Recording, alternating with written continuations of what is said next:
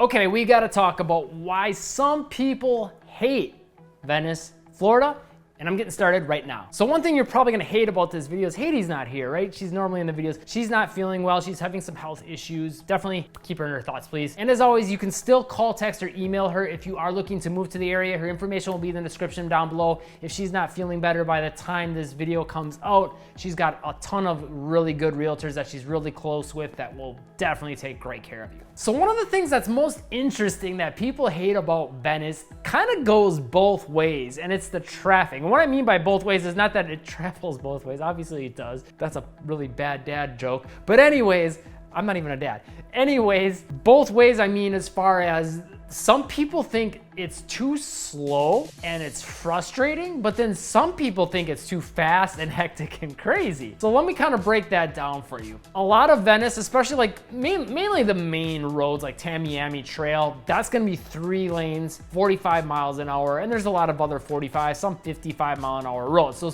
for some people that aren't used to that 3-lane traffic or that kind of speed limit, it feels fast, it feels crazy, it feels hectic. Us, when we moved to Orlando, that felt fast, crazy, hectic. Came to Venice, felt a lot slower. However, I think if we would have came directly from the city we lived in, Wisconsin, where the busiest road was 35 miles an hour and 2 lanes, Venice still might have felt a little bit crazy and hectic, hard to say. On the flip side, why some people feel like it is too slow is maybe one, they're coming from an area where that traffic is moving a little bit faster yet, or even more lanes. But I mean, really, there's a lot of cities that have 45 miles an hour and 3 lanes, so it's not necessarily that, but what it is more so is, since we have a lot of retirees here, a lot of them tend to drive exactly 45, maybe just a couple miles over, maybe 5-10 miles under, and all 3 lanes will be just basically packed, especially in the winter months anyways. Not in the summer, it's a completely different story, hardly any traffic. But in the winter, that does lead to a little bit more congestion and just slower driving that can be frustrating, because when all 3 lanes are filled and you can't weave between cars and things like that,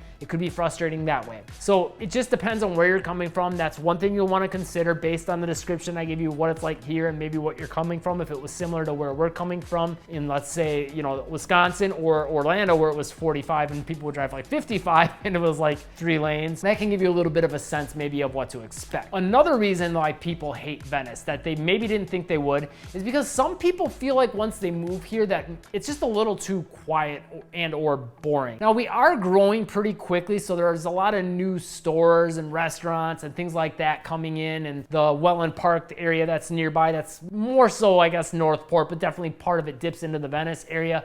There's a lot of new stuff that's gonna be coming there. That'll add some excitement as well. But outside of that, you know, like we've got our typical, you know, chains like Walmart, Target, things like that, you know, most of the main big box stores that you're gonna have in just about any city, but there's not a lot of other entertainment outside of that, unless you like outdoors type things, you know, like going to the beach, going to the jetty, boating stuff, you know, tennis, croquet. We have, you know, all kinds of outdoor courts along those lines, trails, things like that. There's a lot of that kind of stuff to do here, but it's not very busy and action-packed like, let's say, a bigger city would be. Now, if you're looking for something more along those lines, and maybe, you know, you want to just be able to get to that quickly, then Venice is actually probably the perfect option for you, because you can drive about, depending on what end you're on and what end you want to go to, of Sarasota, could be anywhere from like a 15-minute drive up to about a 40-minute drive on the high end. And Sarasota's got a lot more to do, much bigger city feel, a lot more stuff going on there. So that's one thing to consider. And if you want to live in that sort of thing, well, then just move to Sarasota, and Haiti can definitely help you with something in that area as well. However, I will say, if you are surprised by Venice not being, you know, super action-packed or whatever you want to call it, and having a little bit more of that small town feel, it's either A, because you haven't watched enough of our videos, so just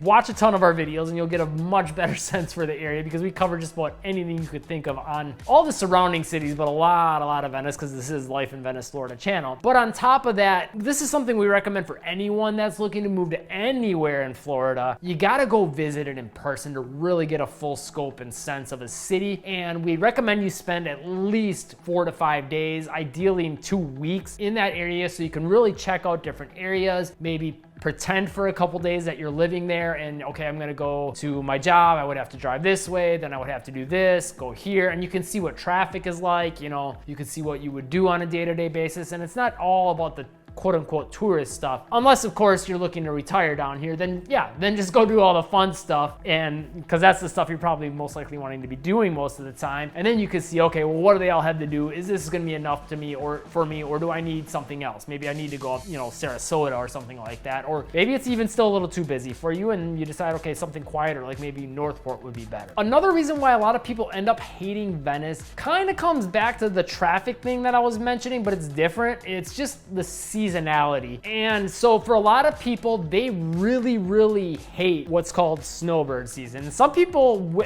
you won't see this in person. You'll see it more like in Facebook groups and then online and stuff where people are more like behind a screen and willing to be a little more mean. But they'll be like happy and ecstatic when the snowbirds leave and yeah, don't come back. And then the snowbirds are mad because like, yeah, we help fund the economy, which is true. So there's kind of that weird dynamic, and I understand it. Like it does get more congested in the winter months because like everyone comes down, right? And so it takes longer to get where you want to go. It's a longer wait time to maybe get to a restaurant. It takes longer for you to maybe get through a store because it's just more packed. The wait lines are longer. It's harder to find a parking spot. All those things can kind of build up and become a little bit of a frustration. However, being a full-time resident here, and I think my wife would agree with this, we kind of enjoy that about the city, that change in the seasons. Like summer we love because it's such a breeze to get across the city. However, there's some businesses that'll shut down for an entire month. Not a lot, but a few, very few. And it's less wait times, and there's a little bit more limited hours on some places, so that's another flip side of that. But overall, it's just a lot breezier, easier, quicker to get around town, and it's kind of nice for that. However, having all the people in town during the winter makes it feel like this big party, and there's more of this energy to the city. And there are some of those downsides of the congestions and the wait